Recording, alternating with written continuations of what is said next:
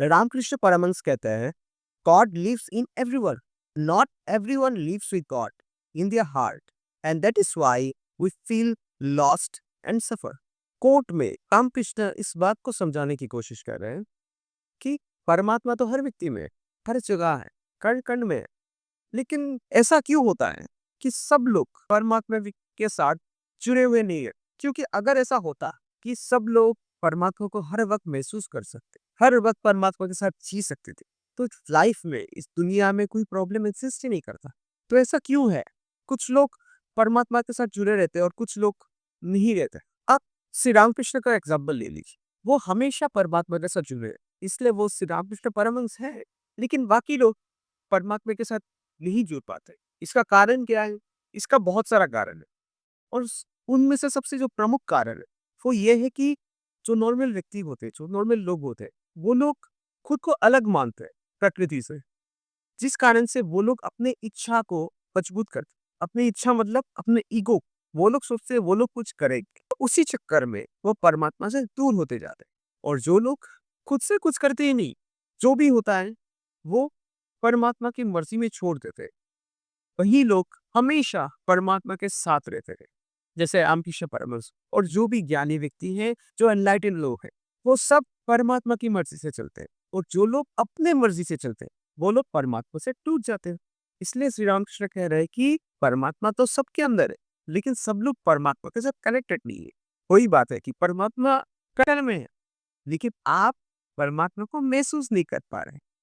और यही सभी प्रॉब्लम का जड़ है, क्योंकि जब भी आप परमात्मा को महसूस कर लेते हैं, तब आपके लाइफ में कोई प्रॉब्लम एग्जिस्ट करता ही नहीं। उसी मोमेंट को परमात्मा के प्रेजेंस में सभी प्रॉब्लम्स गायब हो जाता है। जैसे जब एक रूम में अंधेरा छाया होता है, और उसी रूम में अगर हम लोग एक कैंडल को जला रहे थे, उस कैंडल का जलने की वजह से उस रूम में अंधेरा खत्म हो जाता है। वो कैंडल चलता है, उसी वक्त उस रूम का अंधेरा गायब हो जाता है, क्योंकि लाइट के बेसिस पे डार्कनेस एक्सिस्ट नहीं करता। उसी तरीके से जब भी आप परमात्मा के साथ कनेक्ट हो जाते हैं, उसी वक्त आपके लाइफ में प्रॉब्लम्स गायब हो जाता है। और जब आप कनेक्ट नहीं कर पाते, तभी आपके लाइफ में प्रॉब्लम्स आता है। और जब भी आप खुश है, मस्त है, आपके लाइफ में कोई प्रॉब्लम नहीं, तो समझ लेना कि आप परमात्मा के साथ हैं। जब भी आपके लाइफ में प्रॉब्लम से आप दुखी हैं, आपको लग रहा है कि आपके लाइफ बहुत गलत डायरेक्शन में जा रहा है, तो समझ लेना कि आप परमात्मा से टूट चुके हैं। सिंपल सी बात। और यही तो क्राइटेरिया है, ये एक लिटमस टेस्ट है जानने के लिए कि आप परमात्मा के साथ जुड़े हुए हैं या नहीं। अब परमात्मा के साथ जुड़े कैसे? इसका बहुत सारा तरीका है ना? और सबसे सिंपल तरीका है कि सबसे सिंपल रहना, है ना? एकदम बेसिक, एकदम सिंपल, एकदम humble, ground to the earth रहना। क्योंकि जब हम ऐसा रहते हैं, तब हमारा ईगो बहुत कमज़ोर होता है। और जब हमारा ईगो कमज़ोर होता है, हमारा अंदर का जो परमात्मा है, वो अपने आप को एक्सप्रेस कर सकता है। तो इसी तरीके से, और ये सबसे आसान तरीका है, मुझे लगता है। हो सकता है और कोई ऐसा भी तरीका हो जो इससे भी आसान हो, लेकिन मुझे इससे ज़्यादा आसान तरीका और कुछ लगता नहीं। तो सबसे बेस्ट तरीका है कि आप एकदम सिंपल रहे, एकदम एकदम जितना सिंपल हो सके उतना रहे, और हमेशा अपना गलती ढूँढते रहे कि आप कहाँ पे गलती कर रहे हैं। उस जब कोई उस प्रोसेस में बहुत फास्ट प्रोग्रेस करता है, तभी परमात्मा उसके करीब, उन सब व्यक्तियों के करीब आने लगते हैं।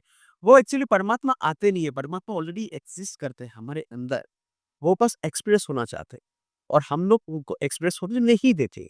और परमात्मा हमसे कोई अलग नहीं है, हमारे ही पार्ट है ना? वो हमारे अंदर अभी भी एक्सिस्ट कर रहे हैं, है ना? तो बस एक्सप्रेस होने की बात। और हम लोग एक अलग भ्रम की दुनिया में जी रहे हैं, जिस कारण से वो एक्सप्रेस नहीं हो पा रहे।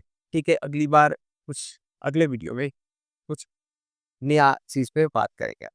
धन्यवाद। नमस्कार।